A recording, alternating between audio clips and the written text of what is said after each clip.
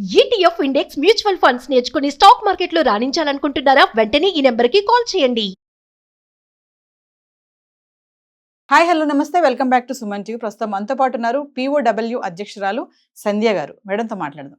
నమస్తే మేడం. నమస్తే మ్యామ్, మరి సూర్యాపేట బంటి వైఫ్ ఉన్నారు కదా, తను ఇప్పుడు ప్రశ్నిస్తున్నారు, అమృతకు న్యాయం జరిగింది, మరి నాకు న్యాయం జరగదా, నెక్స్ట్ నన్ను టార్గెట్ చేస్తారు వాళ్ళు చంపడానికి అని చెప్పేసి. ఇక్కడ కాటికి కాలు చాచే అన్న ముసలావిడి కూడా కక్ష, ఇక్కడ కూడా పరువు హత్యే.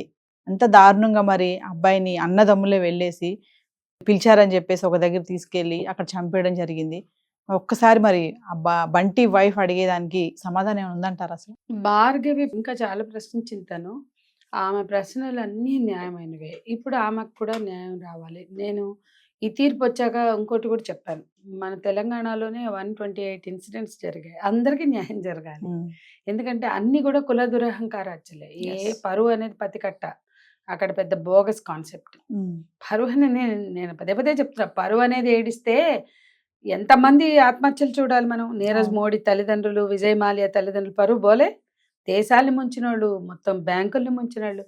మన హైదరాబాద్లో బ్యాంకులు ముంచిన వాళ్ళ తల్లిదండ్రులు చచ్చిపోయారా? పెద్ద పెద్ద క్రైమ్స్ అండి ఇవి. కిరాయి హత్యలు చేసిన కొడుకులు ఉన్నారు, వాళ్ళ తల్లిదండ్రులు చచ్చిపోతున్నారా? క్రైమ్, నేరం.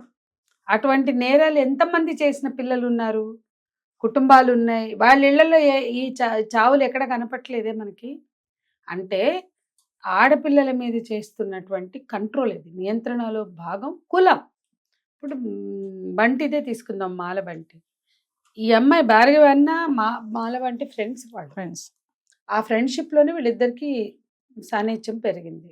వాళ్ళ నాయనమ్మ, ఇక్కడ ఒకటి మర్చిపోరాదు, ఎక్కడైనా తల్లులో, అమ్మమ్మలో, నాయనమ్మలో ఎవరైనా కావచ్చు, అక్కలో, ఆడవాళ్ళు ఈ భావజాలానికి వ్యతిరేకం, లేదా ఆడవాళ్ళు హింసను కోరుకోరు అంటే చాలా భ్రమ.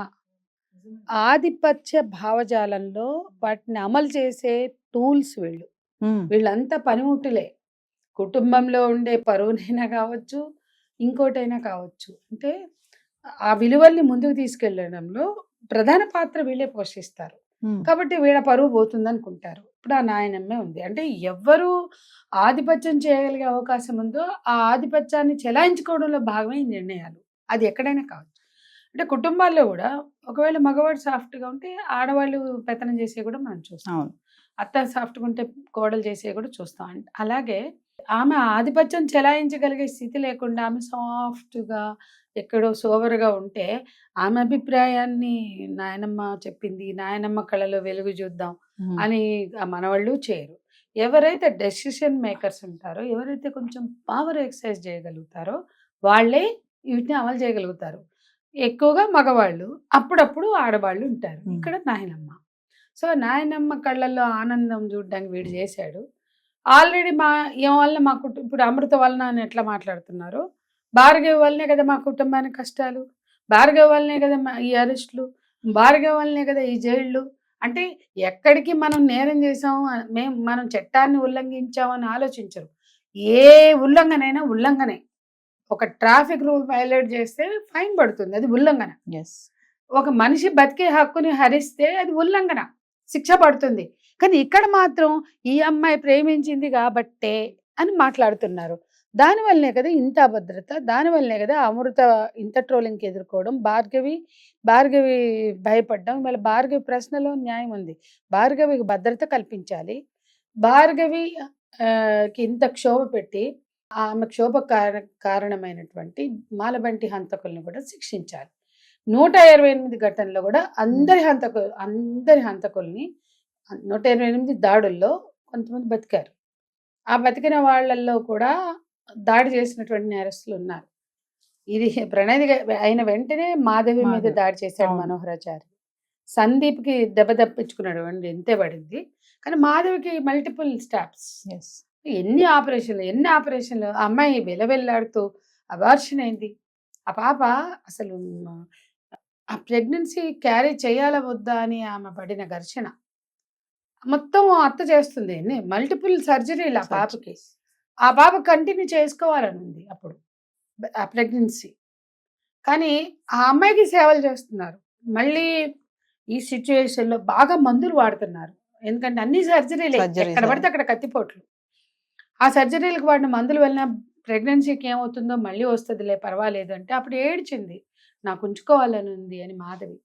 మేమేటో చెప్పలేకపోయాం, ఎందుకంటే మెడికల్ టర్మ్స్లో చూస్తే అది ఇబ్బంది ఏమో అని. కానీ లాస్ట్కి చేయించుకున్నారు. సరే అది కూడా మేమే చేయించాం, ఎందుకంటే బాగా మెడికేషన్స్ ఉన్నాయి, ఇబ్బంది అవుతుంది. ఆ పాపకి ఇప్పటికీ ప్రెగ్నెన్సీ రాలే. ఎట్లా ఏడుస్తుందో తెలుసా.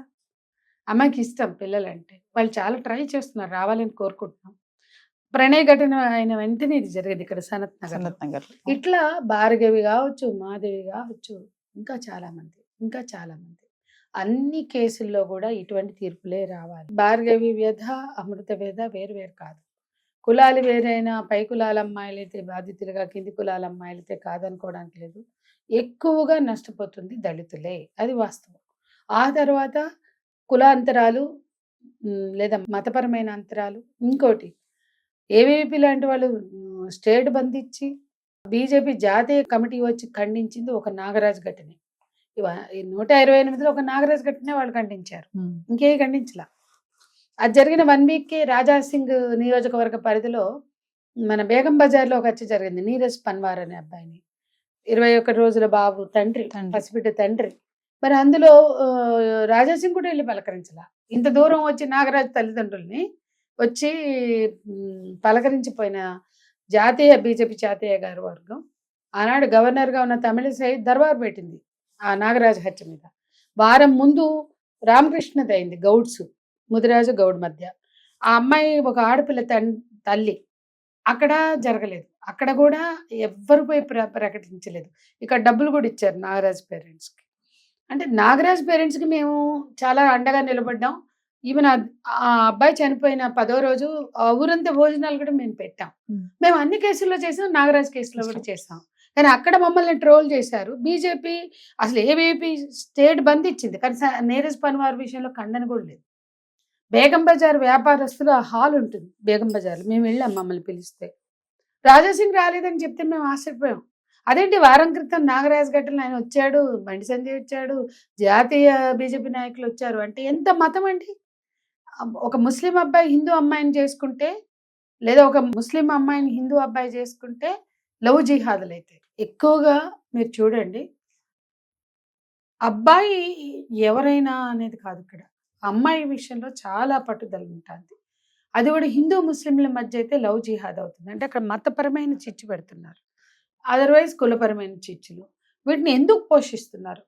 మరి గతంలో కూడా జరిగాయి కదా, మనం చరిత్రలో చదివాం కదా. జోధాబాయి అక్బర్ ఏం జరిగాయి, ఏ రకమైన మారణకాండాలు జరిగాయి అంటే ఇంకా చరిత్రలోకి వెళ్ళినా పురాణాల్లోకి వెళ్ళినా చాలా ఉన్నాయి కదా. మరి ఎందుకు ఇంత హింసను పెంచి పోషిస్తున్నారు?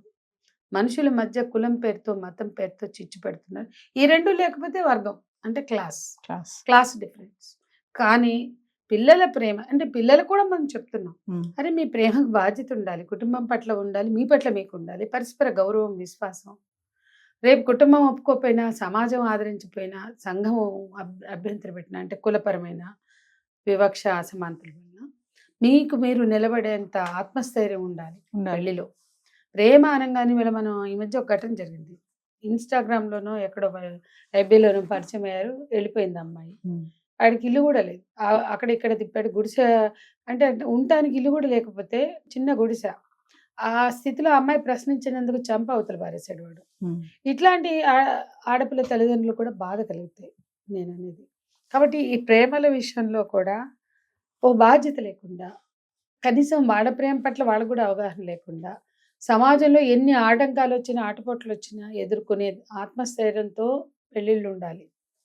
ప్రేమికులు తమ కలిసి జీవించాలని నిర్ణయించుకున్నా, పెళ్లి చేసుకోవాలని నిర్ణయించుకున్నా, ఆ తర్వాత ఏదొచ్చినా కూడా నిలబడాలి అని ఒక కన్విక్షన్ ఉండాలి, నిలబడగలుగుతాం అనే ఆత్మస్థైర్యం ఉండాలి. అప్పుడే పెళ్ళిళ్ళు చేసుకోవాలి ఎవరైనా సరే. ఒక్క విషయం చెప్పండి మేడం, ఎక్కడా రాని ఈ కులం మతం అనేది ఓన్లీ ప్రేమ అనే దగ్గరే వస్తుంది కదా. ప్రేమ కన్నా పెళ్లి అనేది ఒక సామాజిక ఆమోదం.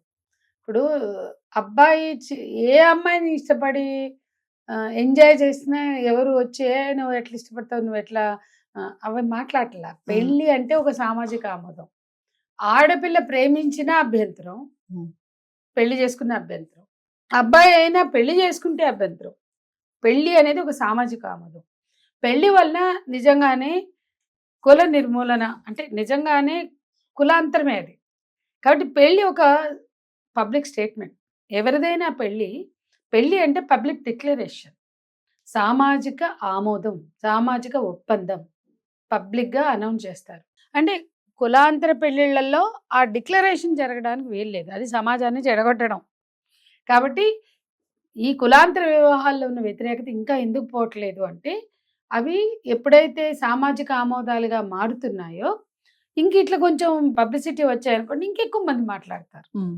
కానీ అక్కడ అంతర్లీన సూత్రం కులాంతర వివాహాలు జరగడానికి వీల్లేదు. అంటే నువ్వు ఏమన్నా చెయ్యి, కానీ పెళ్లి మాత్రం చేసుకోవద్దు. అంటే అంటే పెళ్లి బడా బాబులు చేసుకుంటే చేసుకోవచ్చండి. ఐఏఎస్లు, ఐపీఎస్లు, సినిమా వాళ్ళు, రాజకీయ నాయకులు చేసుకోవచ్చు. ఉమ్. వాళ్ళ గురించి ఎవడు మాట్లాడు. ఇవన్నీ విలువలు మధ్యతరగతిలో రుద్దుతారు. ఐఏఎస్లు, ఐపీఎస్లు వేరే మతం, వేరే జాతి, వేరే కులం చేసుకోలేదా ఎవరు? అద్వానీ కూతురు కూడా ముస్లిం అబ్బాయిని చేసుకుంది.